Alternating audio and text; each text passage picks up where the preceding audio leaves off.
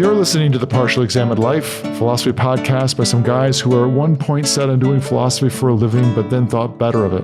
Our question for episode 374 is something like, what's the crisis of liberal democracy and what's to be done about it?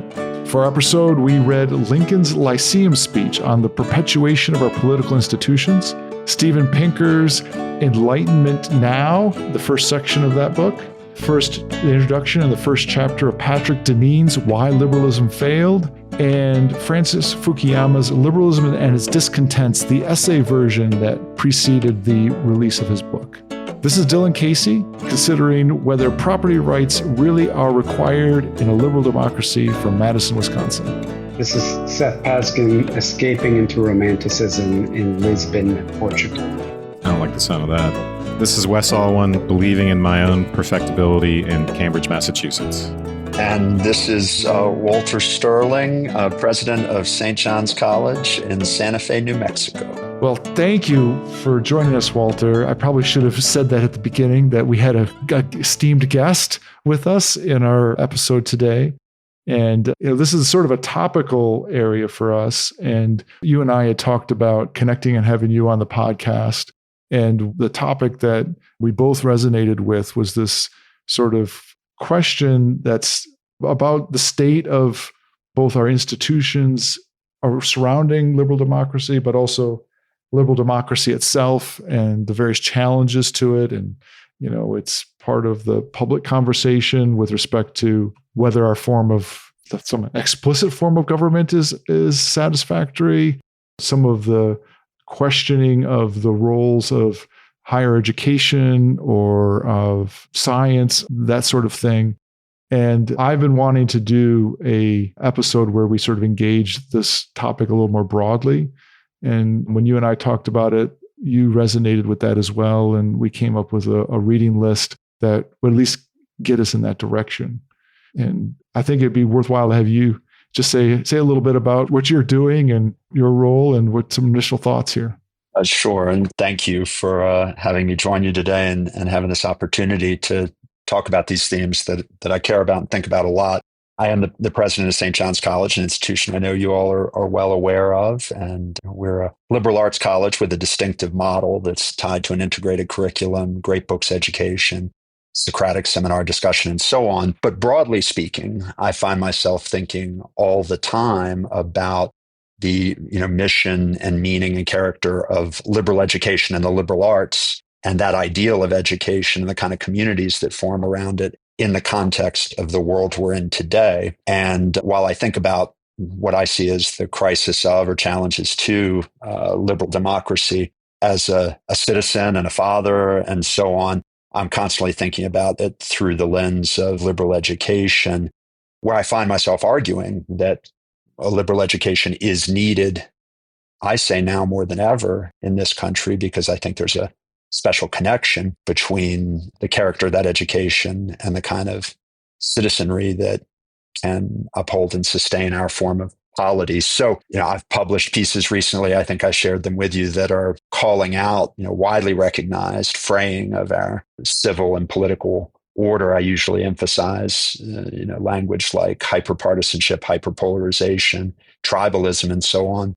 And then try to talk about what kind of educational values and communities can be antidotal to that. So I've sort of backed into these themes in a way through my vocation as an academic and a college president. But for me, all roads lead to reflecting on this challenge to our society and our political life and trying to think through what that means for the future of this country. And it's not in any way unique to the United States, though we'll probably approach the discussion appropriately from that context, given what we're reading.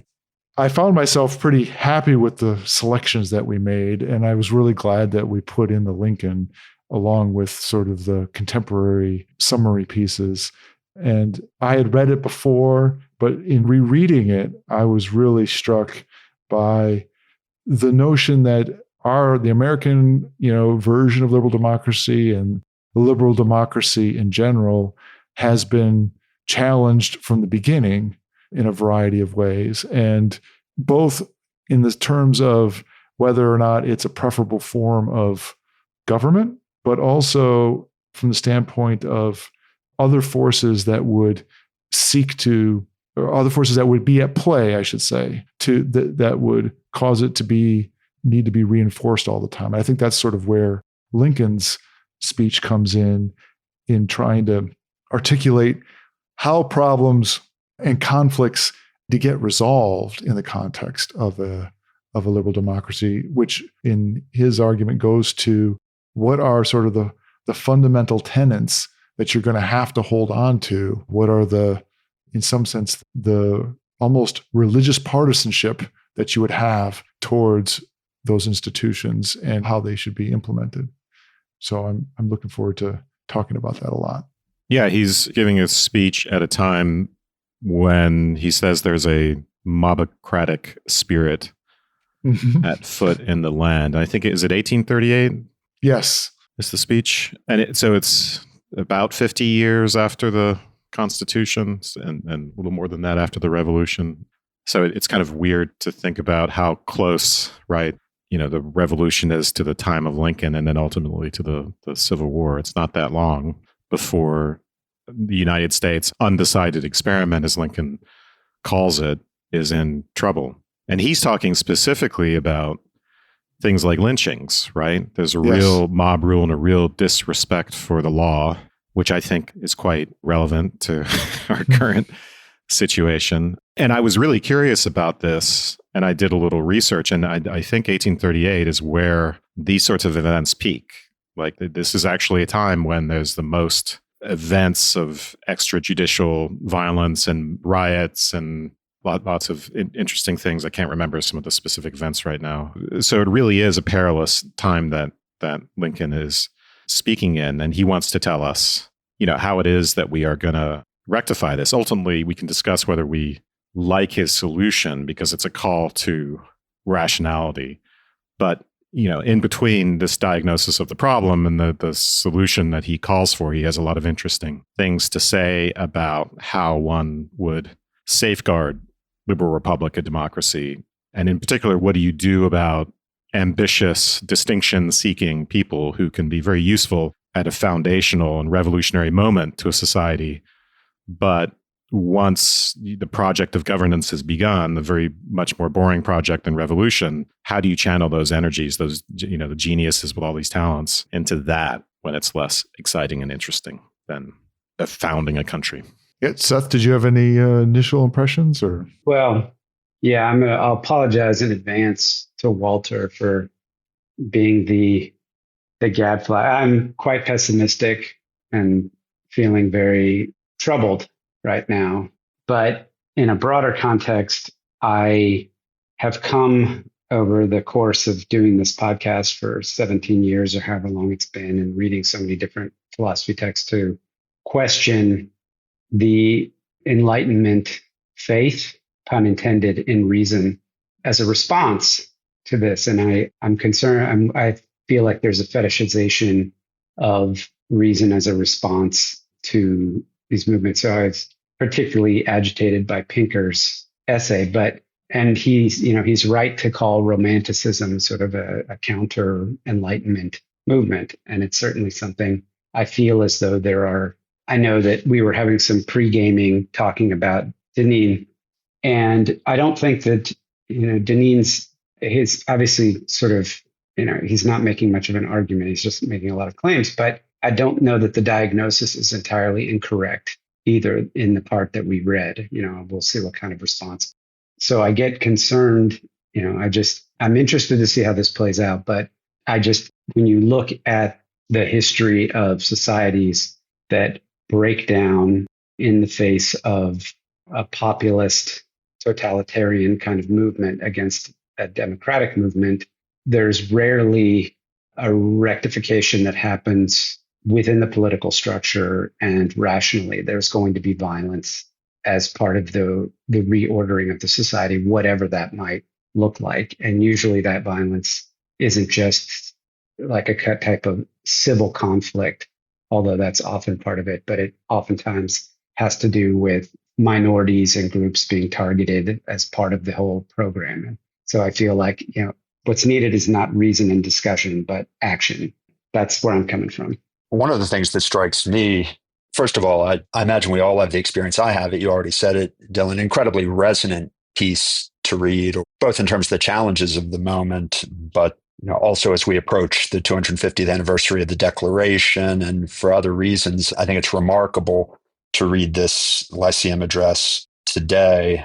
I thought I might just call out in the vein of a little bit of what was just said, this sentence early on, right? He says, we find ourselves under the government of a system of political institutions conducing more essentially to the ends of civil and religious liberty than any of which the history of former times tells us. So it doesn't surprise us to hear Lincoln speak of the genius of the American Republic as exceptional, but that's his assertion. It's the finest form of government for civil and religious liberty of any that's ever been attained. But then part of what the piece shows is that excellence does not necessarily go together with durability, that it's susceptible to various weaknesses. And I feel like that's a theme that in a certain sense cuts across the readings today. Whether you praise it or blame it, mostly we're going to talk about praise of it, but Deneen's the exception. And Fukuyama maybe has a balanced approach to this, but there's something extraordinary about the project of liberal democracy in trying to do what Lincoln calls out there, protect civil and religious liberty. It's accomplished extraordinary things, but there are threats that it's particularly vulnerable to, and it's not clear how that excellence necessarily leads to durability, or what it needs to have support it to be durable. Yeah, and he brings up a few of the challenges to durability, right? We've been bequeathed this political edifice, as he calls it, of liberty and equal rights. And then there's the question of transmitting them from generation to generation. And how do you do that? Because they're susceptible, right? He mentions foreign influence. He mentions just decay over time. There's always the problem of internal corruption in governments.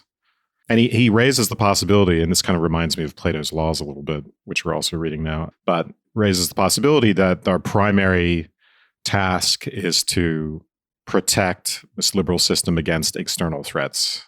And of course, he's going to say, no, actually, that's not the case. The danger comes from within. And again, it's about this lack of respect for the law, which I think he's ultimately right when he says that figuring out how to instill a respect for the law is critically important to preserving these institutions. And then he goes into the question of what the difference is between the foundational moment and the foundational moment of revolution and establishing a constitution, and the project of governments and the project of transmission from generation to generation of these institutions once they've been created.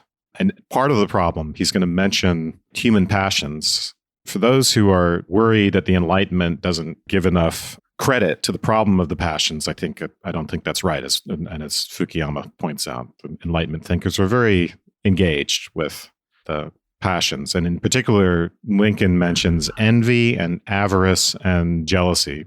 And I think envy is really important. And he makes this move to the problem of ambition. So in a society, the most talented people, the most ambitious people are seeking distinction, and they're seeking some recognition for their genius. And at a foundational moment, that is naturally challenged into erecting these institutions, partly because they have an external enemy to fight against, right? And in England, partly because it's such a radical thing. It's this experiment in self-governance, and founding a country is a great, right? It's a magnificent thing to be engaged in, but it's much more boring to actually have to govern. And then at that point, let's find the quotation here. So he'll say, distinction will be his paramount object, and although he would as willingly, perhaps more so, acquire it by doing good as harm, yet that opportunity being past, and nothing left to be done in the way of building up, he would set boldly to the task of pulling down. And then he'll go on in the next paragraph to another reason, the powerful influence which the interesting scenes of the revolution had upon the passions of the people as distinguished from their judgment. By this influence, the jealousy, envy, and avarice incident to our nature, and so common to a state of peace, prosperity, and conscious strength, were for this time in great measure smothered and rendered inactive, while the deep-rooted principles of hate and the powerful motive of revenge, instead of being turned against each other, were directed exclusively against the British nation. And thus, from the forces of circumstances, the basis principles of our nature were either made to lie dormant or to become the active agents in the advancement of the noblest of cause, that of establishing and maintaining civil and religious liberty. So it's really interesting he goes here because he's getting at the moral psychology of this, and we could ask the same questions about an individual that we ask about, right? The liberal state here, which is how we manage the passions once we get beyond the point where they can just be turned outward. But after a certain point, they become eternally destructive. And part of that question is, what do you do with ambitious, distinction-seeking human beings who circumstantially, right, can do great good, but in times of peace, if it takes tearing things down in order to win that distinction, they'll do that. Well, and isn't part of that just the mode of change making? So it doesn't even have to be somebody whose ambition is to, say, rule over everything, right? It could be simply someone who feels fiercely that things aren't going in the right way. He has a section earlier than this about where he says, in his call to the importance of having a government by laws, following laws, is he reminds us that, of course, there are bad laws. And so talks about, the ways in which we must be managing the change of those laws. And so when I hear about the ways in which we have to be managing the passions, it doesn't just go for the desire to, say, be Napoleon and rule. It has to do with the desire to rectify and change things, even for the better. You're absolutely consumed with the notion that what's happening is the wrong thing. And so therefore, you need to foment a revolution, and maybe foment that revolution contrary to the rules under which you would want to rule after that, right? And you sort of convince yourself of that matter. And I think that's also what he's talking to here. And, that fact, I think, goes to the criticisms, not so much in the Deneen, but the formulation that Fukuyama has regarding the challenge of, on the left, of being impatient for different kinds of change, and saying, the institutions that we have are no longer satisfactorily responsive. In fact, the indictment of those institutions as being the preservers. This is the critical theory criticism, right? That the very institutions itself are the preservers of the problem rather than the mechanism by which one would revise the institutions. Yeah, so it's about tearing down the institutions. Our wrath, our passions can be turned against those institutions, yes. And we might think it's time for another revolutionary moment, which I think is bonkers, but yeah. Yeah. It seems like it's a misreading of the problem and a misreading of the solution. You're saying that revolutionary impulse is a misreading of the problem and a misreading of the solution, or following through on it? Yes, that's what I would say. Yes. That train of thought seems right to me. I mean, he does dwell on the ambitious individuals, and I think that's its own problem to think through. But what I hear you highlighting is there's this rhetoric of an extreme reverence and a kind of extreme self-discipline in respecting, the way we would put it these days, the rule of law, constitutional checks and balances, the legitimate laws that have been passed, legitimate procedures, even when we find them unjust, wrong, bad, inadequate, maybe contrary to our interests, but also contrary to our sense of right and wrong, and so on. And it seems, to my ear, it's not just saying that it's an extreme step to go pick up your musket and take to the streets and start to overthrow the government, but that there's a kind of habit of character, intellect, thought that's really going to have to elevate those values of respect for law in a kind of hypertrophic way to preserve this form of government, almost an unnatural suppression of first instincts about how we might respond to certain situations. It's kind of a high calling he's trying to state there, but it's not entirely intuitive. Even if you accept that revolution's, a dramatic step. The revolutionary impulse doesn't have to manifest itself, obviously, literally in a revolution. You can just undermine the institutions. Exactly. For instance, by staffing, by filling the civil service with your own partisan hacks, when it's been had some degree of independence or compromising the independence of the courts or doing any number of things. So the institutions, in other words, they're only as good as the ethos of the people who inhabit them, which is why in the end his emphasis is on education, right? And turning this into a national religion, this respect for these institutions. Without that, you might as well have had a revolution. If we want to be charitable to Lincoln here and tie it in with some of the other themes, right? That there's Pinker brings this up, and Deneen is talking about it as well, Fukuyama, the idea of progress.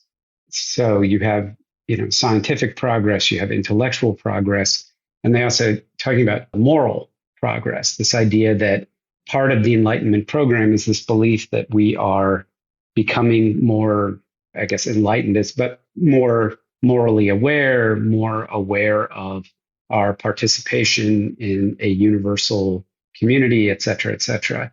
And you could read Lincoln in this speech as saying, maybe that type of development isn't our strong suit, and what we need is some kind of a guardrail. He's insisting on respect for the rule of law as something that helps put the boundaries on citizens' behavior, because he's aware that that kind of acculturation or maturation of the moral character of the individual isn't really what we were set up to do, or maybe he thinks it's just not at the same level as kind of the political, economic, and technological progress that we're making. Yeah, his question is, how do we preserve what we have? It's not a question about encouragement of enlightenment progress exactly. It's how do we preserve what we... Well, it's not an appeal. You're not appealing. We don't preserve it by appealing to something in like somebody's best nature or something like that. Yeah. And now a word from our sponsor, Function. Why did I choose Function? Because it's the only health platform that gives you access to the kind of data most people never see and the insights to actually take action. Inside Function, you can test over 160 biomarkers from heart and hormones to toxins, inflammation, and stress. You can even access advanced multi-region MRI and CT scans. And the best part? All your results are securely tracked in one place over time. It's truly an enhanced view of what's happening inside your body. I'm a regular listener to Dr. Andrew Huberman's podcast, where he translates cutting-edge science into practical health guidance. His support for Function stood out to me, and from my own experience, I found the breadth of testing far beyond what I get at a typical annual physical, and the Function platform is simple and easy to navigate. Take iron, for example. Most people think low iron. Just take a supplement, no big deal. But iron doesn't work alone. It relies on ferritin and copper. Ferritin is your body's iron bank, storing reserves. Copper helps mobilize iron, making it usable. If one piece is missing, supplementation could actually backfire, leaving you fatigued, stressed, or even inflamed. That's why Function tests for all three: iron, ferritin, and copper, giving you the complete picture, because when you know more, you can do more. Learn more and join using our link. The first 1,000 get $100 credit toward their membership. Visit www.functionhealth.com/PEL or use gift code PEL100 at sign up to own your health. This is the way he puts it in the end. They were the pillars of the Temple of Liberty, and now that they have crumbled away, this pillars, and we should talk about this because it includes memory of the a living memory of people with stories and scars about the revolution. That's an important part of the speech, but those pillars are gone, and now that they have crumbled away, the temple must fall unless we, their descendants, supply their places with other pillars, hewn from the solid quarry of sober reason. Just a line that's bound to not resonate well with Seth, unfortunately. Passion has helped us, but can do so no more. It will in the future be our enemy. Reason, cold calculating, unimpassioned reason must furnish all of the materials for our future support and defense. Let those materials be molded into general intelligence, sound morality, and in particular, a reverence for the Constitution and laws. So in the end, despite the appeal to reason, this is really about education. And of course, this is an idea that we've seen again and again in the readings that we've done for this podcast, including notably, Schiller's letters on aesthetic education. Because Schiller is writing in the wake, of the French Revolution and the failure of that. And his idea, and the idea of others at that time, is that, the people weren't properly prepared to receive it. They didn't have the right virtues. This is something that'll come up in Deneen as well. They didn't have the right character. So you can't just do a top-down imposition. You can have all the best institutions if you want.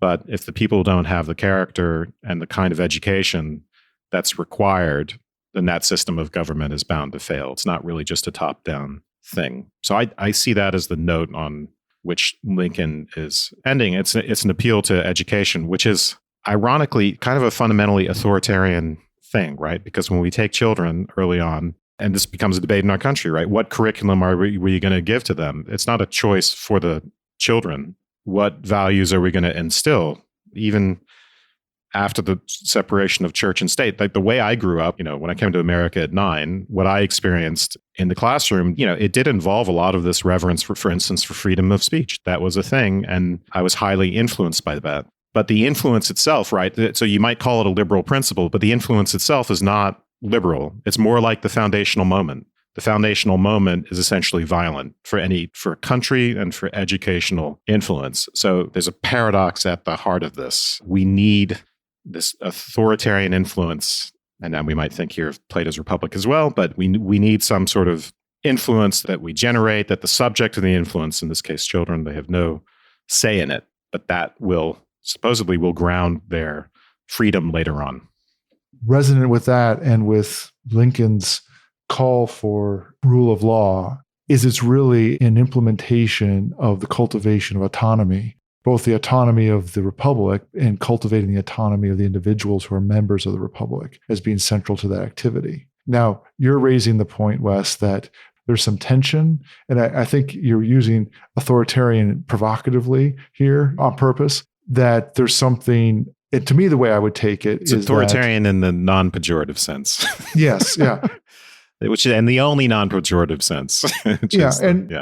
Early classroom. It's the same way that I think you would need to take Lincoln's beginning and call for civic and religious freedom, and then talk of what needs to become the national religion with respect to the reverence for our institutions and the rule of law.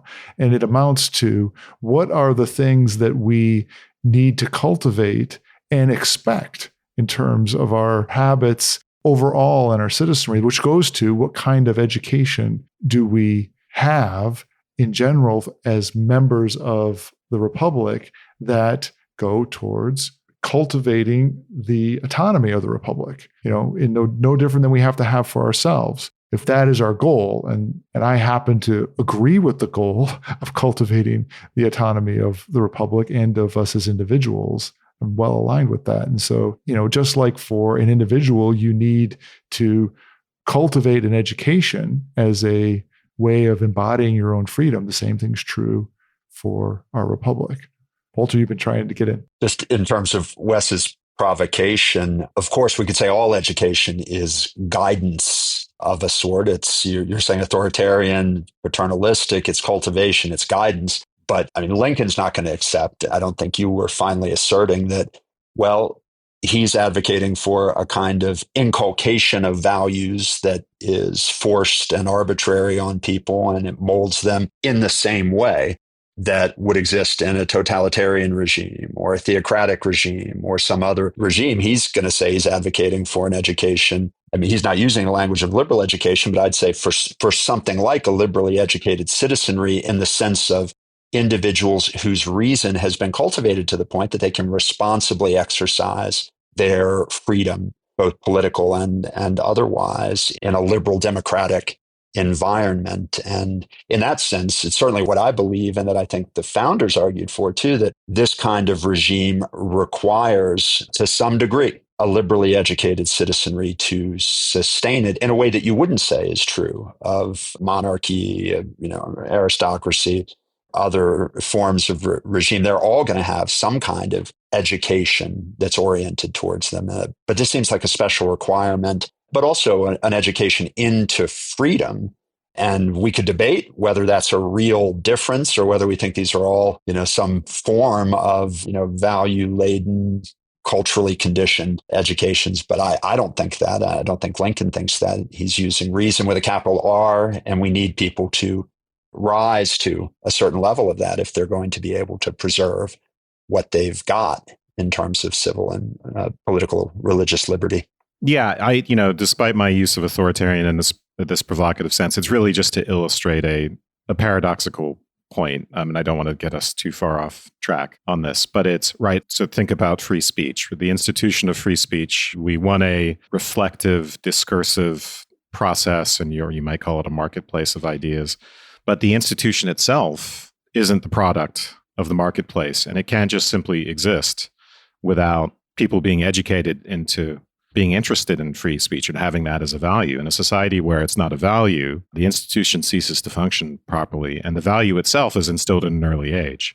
So we want to make people free with the right type of education.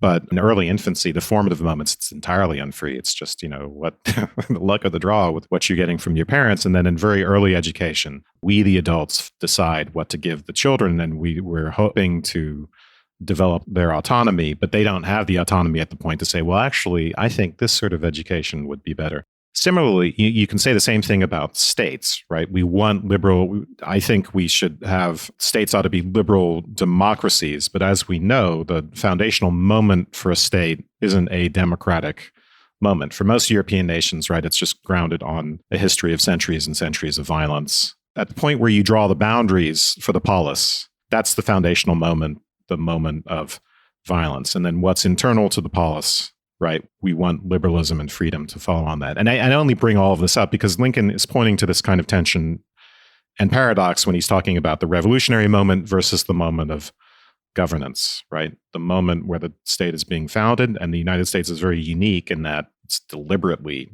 founded, right? It's not just a contingent product of all these history of infighting among European nations. But yeah, the distinction between that moment and then the moment of governance, which is the internal moment. But you do reintroduce an element with education, right? With this instilling of the right values from a young age, or religion of, making a national religion of reverence for the law. You introduce a grounds or a basis for the liberal, which itself is not liberal. It transcends the liberal. It's not a liberal value to instill liberal values. Free speech is a good one. And, similar to you, Wes, when I think about what are the waypoints of my own sort of education and in the national religion, and what I would take as those tenets, right? From either the Declaration of Independence or from the Constitution or both. Free speech is one of those ones that's big for me. And for me, the manifestation of that is the notion that as standard bearers for free speech, we would be defending people to say that we ought not have free speech. And there's a paradox in that, right? But in which you would annihilate the principle if the people who are saying that win, right? But it's part of the operation of it to allow for that to be part of the discussion. Right. But we don't make it the school curriculum from an early age. That's right. Anti-free speech, anti-liberal propaganda, yes. Or nationalists, exactly. rah, rah, rah. Right. And exactly. I'm all for that. I'm, by the way, when I say this educational moment, I think is important. I think Lincoln is right. I think we have to instill this reverence and find some way to maintain this reverence if we can. It's not that easy to do. So a lot of it's kind of not up to us. And I think it's something that's faded significantly in our society, as far as I can tell. Might just be getting old, but it does seem that reverence seems to have faded, and I think that's very dangerous. Well, that's what I see as the through line of our readings, and in a sense, the point of agreement between our one severe critic of liberalism and the more or less extreme defenders of it. The way I would put it, and what I find so interesting from Lincoln on here, is that there's something like this: that when civil and religious liberty, when liberal democracy is working, it somehow becomes the air we breathe. We take for granted the peaceful coexistence that it makes possible in a way that the revolutionary generation or the emancipated generation doesn't take it for granted. They fought for it, et cetera. But we come to take it for granted, and there's something thin about it or invisible about it that makes it tempting to not appreciate what an accomplishment it is if you're a defender of it, or if you're a critic of it, to say, in the end, it's not enough. It's not as satisfying as deeper, thicker values that we need to pursue or rediscover, recover if you're Deneen. But again, to me, the common thread there is that there's a way in which we come to take it for granted.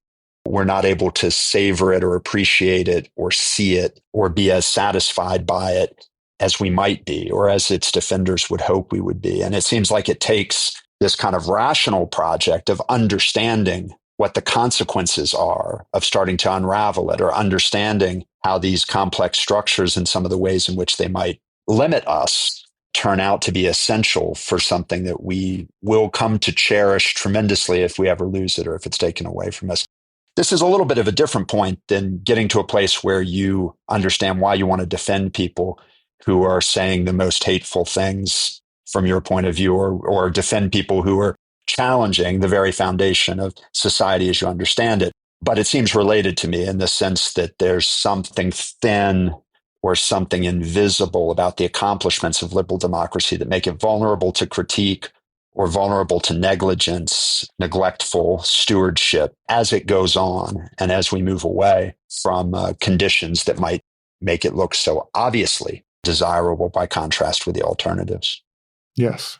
I think this is a good point to introduce Deneen and talk about some of his formulation of the criticism of liberalism. His book's called Why Liberalism Failed. It was a pretty big book as these things go. Was it 4 years ago that it came out? I think it's 2018. I think it was the same year as the Pinker book. Okay. J.D. Vance is a big fan. He was recently hanging out with Orban in Hungary, so he's true to his word. But it's a book that when you read it, it felt like it was waiting to be written, that book, to articulate something that a lot of people were feeling. And it's like it fit that space somehow. Well, I mean, a lot of it has been written by Sandel in Liberalism, and which is also a bad book, but at least looks like a good book. This doesn't even look like a good book. Sorry, I'm going to hold back from my ranting, but go ahead, Dylan. At least from my perspective, Sandel's book, The Limits of Liberalism and the Limits of Justice, I think. Yeah. Pointing out that there are this kind of thinness of liberal democracy that Walter's referring to in terms of the tenets of it that would, not be sufficient to sustain individuals, and then by extension, insufficient to sustain a liberal community. The Deneen criticism, to me, goes much further than that observation from Sandel's perspective, to really just claiming that the failure of liberalism is intrinsic to its structure. His argument is that it was bound to fail from the beginning because the kind of government envisioned of one that is tying diverse people and cultivating their autonomy and demanding their dignity just doesn't exist. That's basically his contention. I myself find it kind of flabbergasting, but to me, he dresses up some of that in a criticism of, we're really community-oriented people. We need the connections of others, and liberalism cultivates an ethos of individualism that is counter to the communitarian nature that we need to have. You brought up liberalism, Sandel's book. In the 80s, there were a parade of books like this. I read them when I was an undergrad, Habits of the Heart, and, other book that basically make a communitarian critique of the individualism that might be viewed as part of the culture of America, and the observation that a strong American culture demands a strong community. And so, looking for the ways in which that can be part of us. And for Deneen, that amounts to, throwing the whole thing out. We should formulate his criticism maybe a little bit more than what I So he gives, should we look at page 24 in the introduction? Yeah. Where he begins articulating these three efforts. So, okay, he's articulated a pre-liberal conception of society. He's thinking of ancient Greek virtue ethics, which just makes me laugh because this book just exudes viciousness on every page. Sorry, that's the last ranty thing I'm going to say. This is page 23 to 24. Yep. And so liberty was more about the cultivation of virtue, let's say. And then he'll say a signal hallmark of modernity was the rejection of this longstanding view of politics. And then he'll go on to talk about three main efforts undergirded this revolution in thought and practice, so the Enlightenment and the politics that follows upon that. Yeah. So liberty is the cultivation of virtue as being the thing that he is pointing to as the great thing that was true. Yeah, a kind of a pre-liberal conception of what freedom is, right? So freedom is more about virtue, activity in accordance with virtue, right? Yep. So temperance, justice, thinking of justice as a virtue, those sorts of virtues are how we become free from the standpoint of moral psychology. And this is something, by the way, this is a conception of freedom that Nietzsche returns to, right? Nietzsche has a strong anti-liberal critique of free will, but he's still interested in spiritual freedom, which we could think of as psychological freedom, which is in line with this kind of virtue ethics conception of freedom, as opposed to liberal freedom, which is, of course, just it's less about psychology and more about liberty to do what you want, as long as it doesn't infringe on the rights of others, let's say. Yeah, freedom from rather than freedom for. Yeah, I was suggesting maybe we just look at these three efforts that he's talking about here. So the first one is politics would be, this is the main efforts undergirding the revolution in thought and practice that he attributes to liberal democracy. That politics would be based upon reliability of the low rather than aspiration to the high. Right. So the focus on virtue was rejected as ineffectual and paternalistic, right? Yep. And he's going to blame part of this on Machiavelli. Fucking ridiculous. I was surprised that he pointed to Machiavelli in this respect. This has been a while since I read The Prince, but I can't say that I ever thought in the, 4 or 5 times I've read that book that he was cultivating a praise of the low over the high. I mean, this is not a thought original with Deneen. Okay.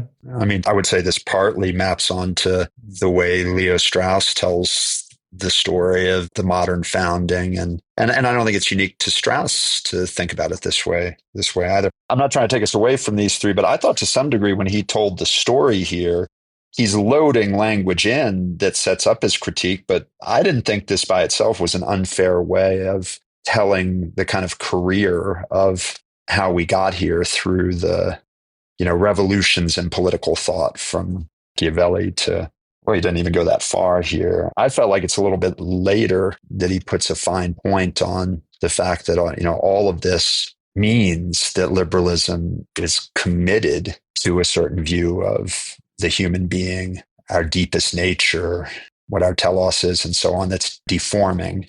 That seems to me to be the place to challenge the claim. But I know the language in here is setting that up. Yeah, this history is a big history and it involves a lot of thinkers other than Machiavelli, who's the one who shows up in this first point. And the background to it is decades of horrific religious war. After the Protestant Revolution, people dying. I mean, it's something like a third of the entire population of Europe dead. It's not unmotivated. It's not, Machiavelli came along and it's highly motivated thinking to avoid the horrors of what came before. And that's what bothers me. Sorry, I'm really just breaking my own rule here each time, but it's not helpful for me to do this. I understand. We should, articulate him in a fair way, his points here in a fair way. But that's just something, I mean, it is important to say, right? Liberalism, it's not just coming out of some vacuum. It's a response. Humanity already has a lot of experience with the alternative by this point. The way I'm inclined to go at it, which is, again, we could look at some passages. I'm not trying to take us away from where we were, but it seems to me in a way Deneen acknowledges what I think all of our other readings today assert, that the liberal democratic project, liberalism, understood as a system of government that's going to be pluralistic, and we could try to unpack that language, or governing over diversity, as Fukuyama says, is civil and religious liberty, that the defenders of liberalism, it seems to me, are saying we want our politics to not be committed to one answer of all the ultimate religious, ethical questions and so on.